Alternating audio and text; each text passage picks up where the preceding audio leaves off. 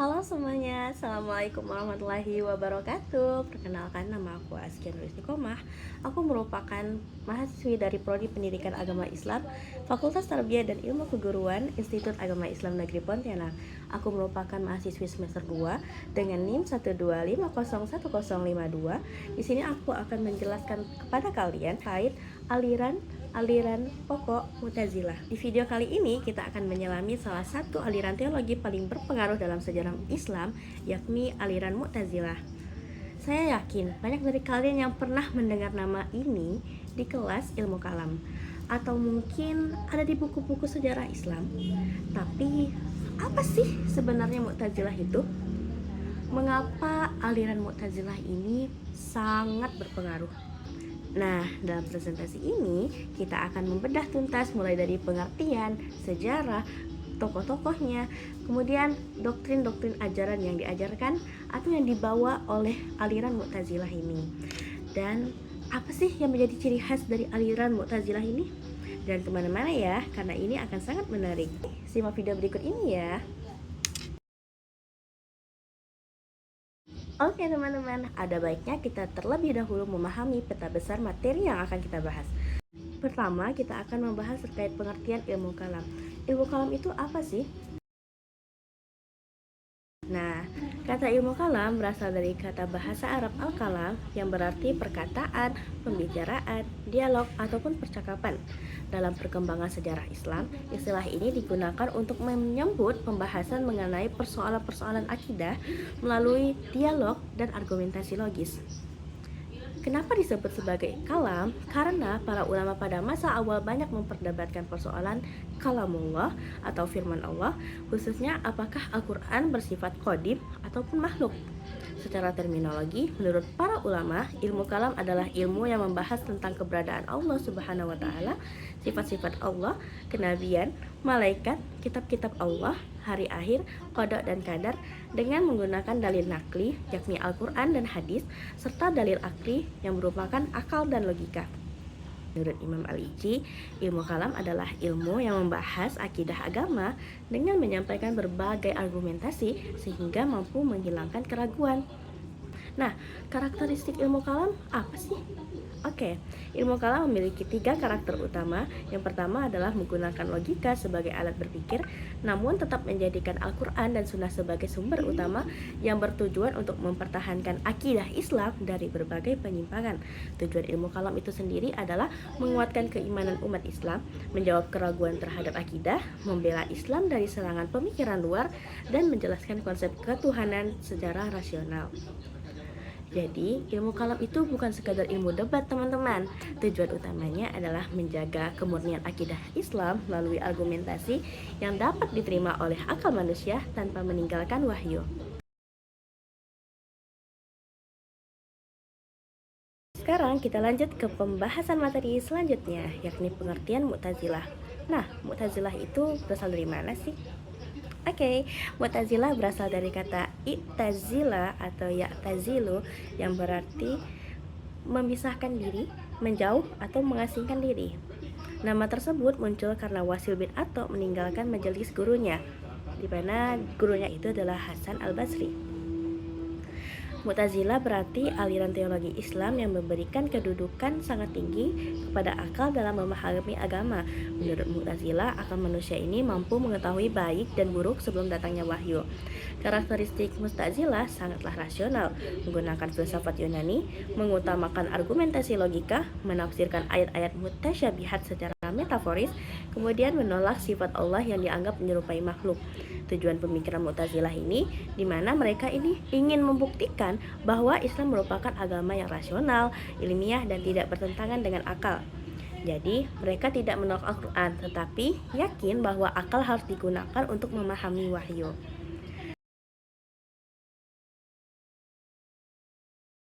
Mu'tazilah ini muncul sekitar tahun 105 Hijriah di kota Basrah, Irak. Guru besar saat itu adalah Hasan al-Basri. Dan Mu'tazilah ini muncul dikarenakan adanya perdebatan atau perselisihan di dalam majelis tersebut. Suatu hari muncul pertanyaan, Bagaimana hukum seorang muslim yang melakukan dosa besar? Kemudian pendapat kelompok lain seperti kelompok Khawarij menganggap bahwa pelaku dosa besar adalah kafir. Sedangkan kelompok Murji'ah mereka menganggap bahwa pelaku dosa besar tetaplah mukmin. Kemudian pendapat Wasil bin Atha, pelaku dosa besar itu bukan mukmin dan juga bukan kafir, tetapi berada di posisi tengah. Konsep inilah yang disebut al-manzilah baina al-manzilatain. Karena berbeda pendapat, Wasil bin Atha memisahkan diri dan Hasan al-Basri berkata, "I'tazala anna Wasil," yang artinya Wasil telah memisahkan diri dari kita. Dari kata i'tazala inilah maka lahir nama Mu'tazilah. Selain persoalan dosa besar tadi, muncul juga faktor-faktor eksternal atau faktor-faktor lain penyebab munculnya aliran Mu'tazilah, yakni masuknya filsafat Yunani. Banyak karya Plato dan Aristoteles yang diterjemahkan ke dalam bahasa Arab dan perdebatan dengan agama lain, di mana Islam mulai berdialog dengan Kristen, Yahudi, Majusi, sehingga dibutuhkan argumentasi yang rasional. Sehingga Mu'tazilah ini lahir bukan semata karena konflik internal, namun juga karena kebutuhan intelektual menghadapi perkembangan zaman.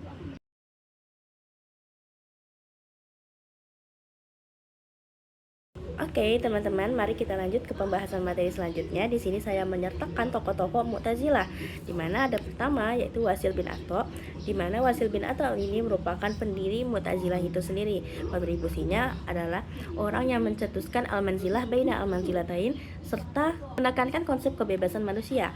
Kemudian ada Amr bin Ubaid, di mana Amr bin Ubaid ini merupakan murid dari Hasan al-Basri, yakni guru besar aliran Mu'tazilah pada saat itu. Amr bin Ubaid berperan menyebarkan Mu'tazilah ke berbagai wilayah. Kemudian di sini ada Abu al-Huzai al-Alaf, beliau merupakan tokoh yang menyusun sistem teologi Mu'tazilah secara ilmiah. Beliaulah yang memasukkan logika Aristoteles ke dalam ilmu kalam. Kemudian ada Ibrahim al-Nazam, di mana beliau ini mengembangkan teori kebebasan manusia, kritik terhadap atomisme. Kemudian yang terakhir ada Al-Qadi Abdul Jabbar, di mana beliau adalah tokoh terbesar Mu'tazilah. Karya monumental beliau itu adalah Al-Mughni fil Abwab At-Tauhid wa Al-Adl, di mana karya ini menjadi ensiklopedia teologi Mu'tazilah. Kemudian kita lanjut ke pembahasan selanjutnya, yakni ajaran pokok Mu'tazilah. Ajaran pokok Mu'tazilah ada 5 yang biasa kita sebut al-usul al-khamsah. Yang pertama ada ajaran pokok at-tauhid, kemudian al-adl, kemudian al-wad wa al-wa'id, kemudian ada amar ma'ruf nahi mungkar, dan al-manzilah baina al-manzilatain. Al-usul al-khamsah atau 5 ajaran pokok aliran Mu'tazilah merupakan 5 prinsip dasar yang menjadi fondasi seluruh pemikiran teologi Mu'tazilah. Prinsip-prinsip ini disusun secara sistematis oleh tokoh-tokoh Mu'tazilah, terutama Abu al-Huzai al-Alaf, kemudian dikembangkan lebih lanjut oleh Al-Qadi Abdul Jabbar dalam karya monumentalnya Al-Mughni fil Abwab Al-Tauhid wal Al-Adl. 5 prinsip tersebut saling berkaitan dan menjadi kerangka berpikir Mu'tazilah dalam memahami hubungan antara Allah, manusia, dan kehidupan akhirat. Kelima ajaran tersebut adalah At-Tauhid, yang mana artinya keesaan Allah, kemudian Al-Adl, yang berarti keadilan Allah, Al-Wad wa Al-Wa'id, yang berarti janji dan ancaman Allah, kemudian al-manzilah baina al-manzilatain, berarti posisi di antara dua posisi, kemudian al-amr bil ma'ruf wan nahyu anil munkar, yang berarti amar ma'ruf dan nahi munkar. Berikut penjelasan lengkap masing-masing prinsip 5 pokok aliran Mu'tazilah. Yang pertama ada at-tauhid, yang dimana arti al-tauhid ini adalah keesaan Allah. Secara bahasa, tauhid ini berasal dari kata wahada yuwahidu tauhidan, yang berarti mengesakan. Dalam pengertian umum Islam, tauhid berarti meyakini bahwa Allah adalah Tuhan yang Maha Esa, tidak memiliki sekutu, tidak menyerupai makhluk, dan hanya Dia yang berhak kita sembah. Namun, bagi Mu'tazilah, konsep tauhid tidak hanya berarti mengakui keesaan Allah dalam ibadah, tetapi juga menyucikan Allah dari segala bentuk keserupaan dengan makhluk, yang dimana ini disebut dengan tanzih. Menurut Mu'tazilah, jika Allah memiliki sifat-sifat yang berdiri selain zatnya, maka hal itu akan menimbulkan adanya lebih dari satu sesuatu yang bersifat qadim atau tidak berawal. Konsep ini dipandang bertentangan dengan kemurnian tauhid. Karena itulah Mu'tazilah menegaskan bahwa sifat-sifat Allah tidak berdiri sendiri sebagai entitas yang terpisah dari zatnya. Ketika dikatakan Allah Maha Mengetahui, Maha Mendengar, atau Maha Berkuasa, maka sifat-sifat tersebut tidak dipahami sebagai sesuatu yang berdiri dari luar zat Allah, tetapi merupakan bagian yang tidak terpisahkan dari zatnya. Kemudian, Mu'tazilah mengembangkan konsep ini sebagai bentuk penolakan terhadap antropomorfisme atau tashbih, yaitu pemahaman yang menyerupakan Allah dengan makhluk. Mereka melihat bahwa sebagian kelompok pada masa awal Islam memahami ayat-ayat Al-Quran secara harfiah, sehingga muncul anggapan bahwa Allah memiliki tangan, memiliki wajah, memiliki mata, duduk di atas arsy, dan dapat dilihat secara fisik. Mu'tazilah menilai pemahaman seperti itu dapat mengurangi kesempurnaan Allah karena memberikan sifat-sifat jasmani kepada Allah Subhanahu wa taala. Nah, Mu'tazilah menolak pemahaman literal terhadap ayat-ayat mutasyabihat, di mana mereka menggunakan metode takwil, yaitu memberikan makna kiasan terhadap ayat yang secara lahiriah dapat menimbulkan kesan bahwa Allah menyerupai makhluk.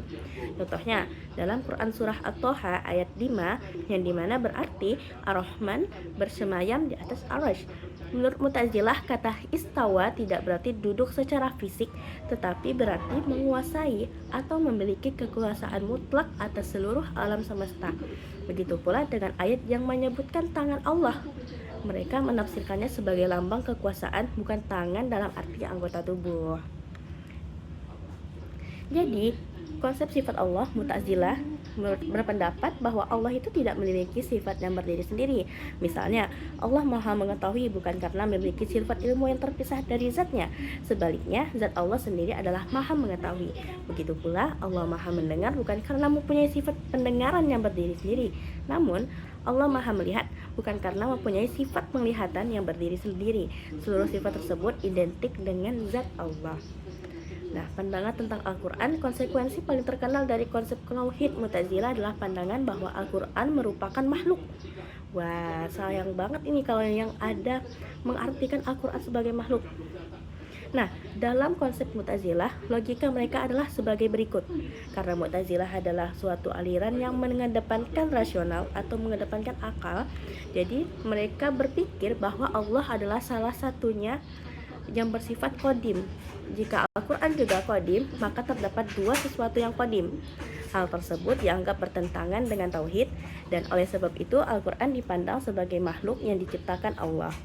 Pandangan ini kemudian menjadi sumber kontroversi besar dalam sejarah Islam. Qul huwallahu ahad, katakanlah dialah Allah yang Maha Esa. Ayat ini menjadi dasar bahwa Allah itu bersifat tunggal secara mutlak. Kemudian ada konsep al-adl, di mana al-adl ini merupakan keadilan Allah. Berarti keadilan Allah yang sempurna. Menurut Mu'tazilah, Allah ini tidak mungkin melakukan kezaliman dalam bentuk apapun. Semua tindakan Allah selalu sesuai dengan kebijaksanaan dan keadilannya. Prinsip ini berkaitan erat dengan konsep kebebasan manusia atau free will. Nah, konsep kebebasan manusia menurut Mu'tazilah berarti manusia memiliki kemampuan nyata untuk memilih dan melakukan perbuatannya sendiri. Allah memberikan akal, kehendak, dan kemampuan kepada manusia. Setelah itu, manusialah yang menentukan apakah akan melakukan kebaikan ataupun keburukan. Karena manusia melakukan perbuatannya secara bebas, maka manusia pula yang bertanggung jawab atas seluruh amalnya. Nah, mengapa manusia harus bebas? Menurut Mu'tazilah, jika seluruh perbuatan manusia diciptakan Allah, maka menghukum manusia atas dosa yang tidak dipilihnya sendiri merupakan suatu bentuk ketidakadilan. Padahal Allah itu Maha Adil. Oleh sebab itu, manusia harus benar-benar menjadi pelaku dari perbuatannya sendiri. Nah, adapun juga dari Quran Surah Fussilat ayat 46 yang berarti, dan Tuhanmu sama sekali tidak menzolimi hamba-hambanya. Kemudian didukung lagi oleh Quran Surah Al-Kahfi ayat 29 yang dimana artinya, barang siapa yang menghendaki, hendaklah ia beriman, dan barang siapa yang menghendaki, hendaklah ia kafir. Jadi ayat ini dipahami sebagai bukti adanya hak manusia untuk memiliki kebebasan untuk memilih. Nah, kemudian ketiga ada teori al-wa'd wa al-wa'id, yakni janji dan ancaman Allah. Mu'tazilah meyakini bahwa Allah itu pasti menepati seluruh janjinya kepada orang yang taat dan pasti melaksanakan ancamannya kepada orang yang durhaka. Menurut Mu'tazilah, pelaku dosa besar yang meninggal tanpa bertobat akan kekal di neraka. Mereka juga menolak anggapan bahwa syafaat dapat menghapus hukuman bagi pelaku dosa besar yang belum bertobat, karena hal itu dianggap bertentangan dengan keadilan Allah. Kemudian ada al-manzilah baina al-manzilatain, yang berarti posisi di antara dua posisi. Prinsip ini lahir sebagai jawaban atas perdebatan tentang status pelaku dosa besar. Mu'tazilah menolak dua pendapat ekstrim, yang dimana Khawarij yang menganggap pelaku dosa besar sebagai kafir, kemudian Murji'ah yang tetap menganggapnya mukmin sempurna. Nah, menurut Mu'tazilah, pelaku dosa besar ini berada pada posisi yang fasik. Dia itu bukan mukmin, bukan juga yang kafir. Apabila ia meninggal tanpa bertobat, ia akan masuk neraka dan kekal di dalamnya karena berkaitan dengan prinsip al-wad wa al-wa'id. Nah, dalil yang sering dijadikan isyarat adalah Quran Surah Al-A'raf ayat 46 tentang adanya batas Al-A'raf, meskipun ayat tersebut tidak secara eksplisit membahas status pelaku dosa besar. Kemudian yang terakhir ada al-amr bil ma'ruf wa nahyu anil munkar. Nah, di sini adalah amar ma'ruf dan nahi mungkar. Mu'tazilah memandang amar ma'ruf dan nahi mungkar sebagai kewajiban setiap muslim untuk menjaga tegaknya nilai-nilai agama dan keadilan dalam masyarakat. Al-amar bil ma'ruf wa nahyu anil munkar adalah berarti kita sebagai manusia itu mengerjakan kebaikan dan menjauhi keburukan.